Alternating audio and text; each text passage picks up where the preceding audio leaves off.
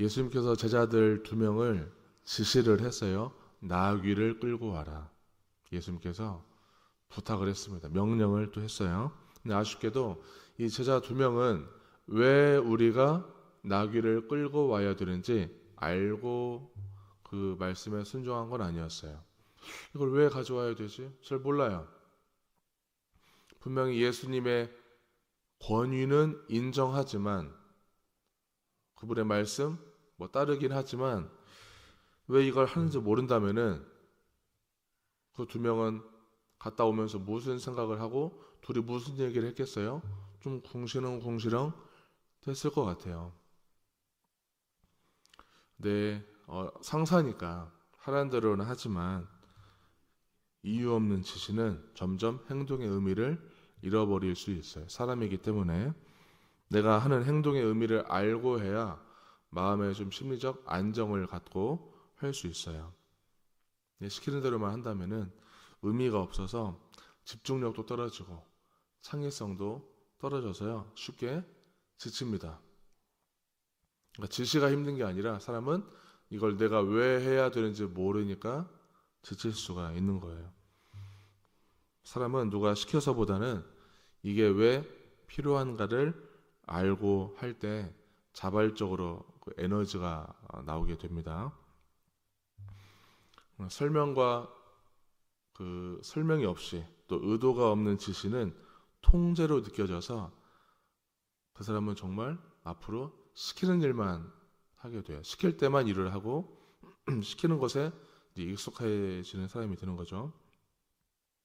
그리고 목적을 공유하지 않으면은 일하는 부하들은 이 지시하는 상사를 같이 일하는 파트너가 아니라 그냥 일만 시키는 사람으로 인식을 해요. 근데 상사들은 주로 리더들은 전체를 보죠. 전체를 보니까 내가 이걸 왜 해야 되는지 그 목적을 알고 하는데 이걸 공유하지 않으면은 부하들은 그냥 시키는 대로만 하고 왜 이 일이 중요한지 모르고 그냥 합니다. 그러면 나는 점점 이 조직의 부속품이라고 생각을 할 수가 있죠. 좋은 리더는 그래서 지시만 하는 것이 아니라 공유를 하는 사람이에요. 공유라는 것은 의미를 연결해줘요. 내가 이걸 하는 의미를 알고 하기 때문에 의미를 연결해주는 사람이에요.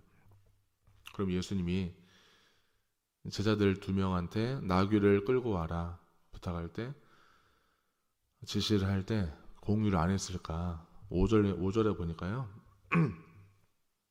5절에 스가랴 예언자가 예언했던 말씀을 해주세요. 5절 다시 한번 읽어보겠습니다. 시온 딸에게 이르기를 내 왕이 내게 임하나니 그는 겸손하여 나귀 곧 멍에 매는 짐승의 새끼를 탔도다 하라 하였느니라. 아멘.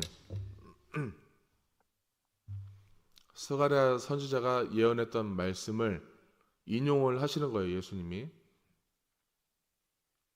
물론 이 말을 듣고 들을 귀가 있어야 이걸 왜 시키시는구나 알 수가 있긴 해요.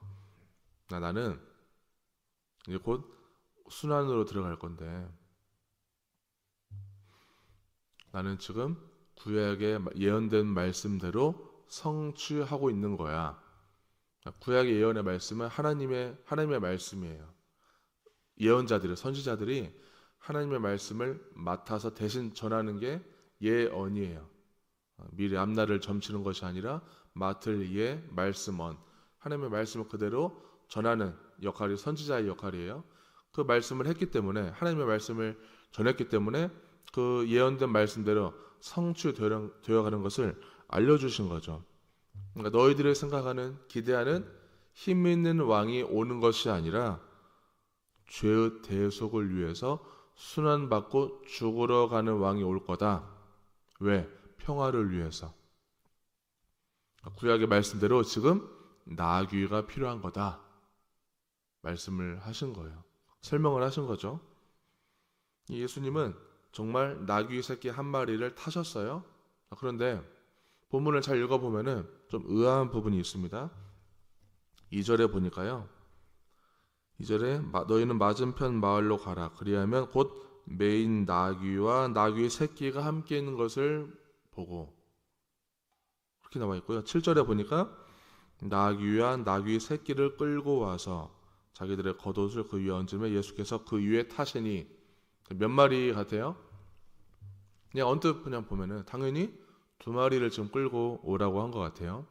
이게 오역된 것은 아니고 어떤 시적 표현이에요.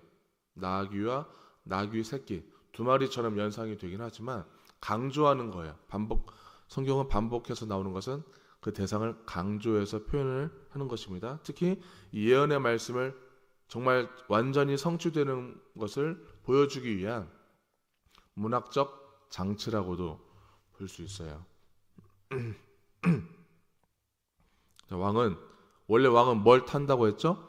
말을 타고 들어오세요. 원래 전쟁을 상징하는 말, 늠름하게 당당하게 위험 있게 말을 타고 오는데, 예수님은 나귀의 새끼를 탄다는 것은, 나귀는 평화의 상징이에요.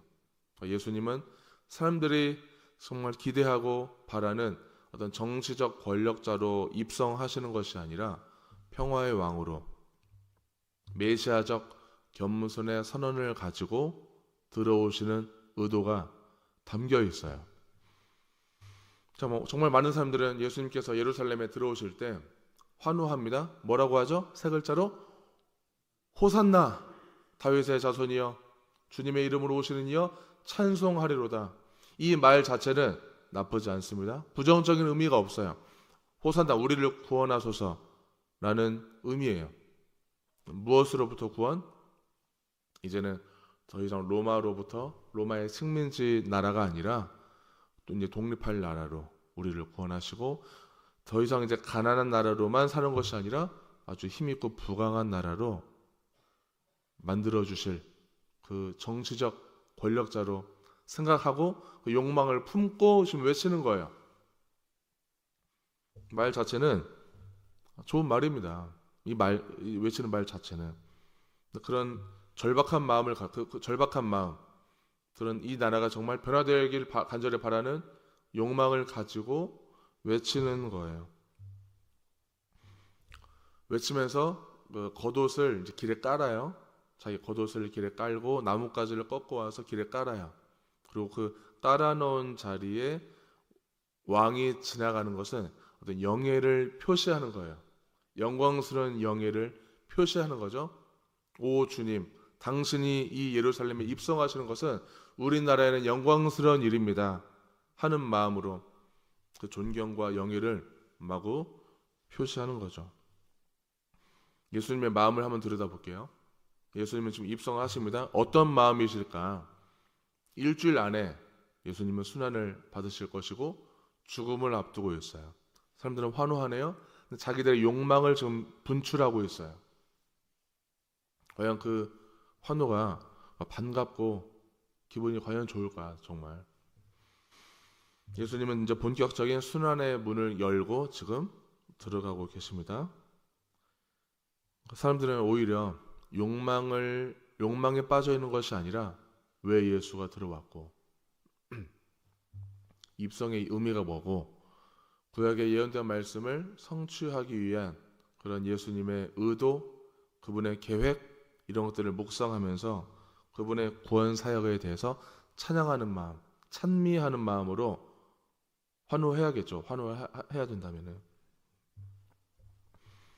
예수님은 지금의 마음은 그런 마음이 먹기 어려울 것 같아요. 왜냐하면 예수님 인간이시기 때문에 죽음을 앞두고 계시고 온갖 조롱과 고통과 고난을 앞두고 있기 때문에 당연히 기분이 막 좋지는 않을 것 같아요.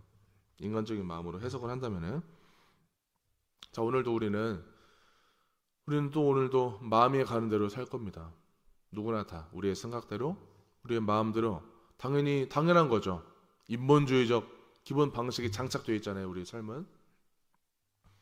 하지만 수시로 이 세상을 마치 주물럭주물럭거리는 이 사탄의 권세로부터 완전히 완승하신 예수 그리스도의 십자가 능력이 우리를 도우실 겁니다.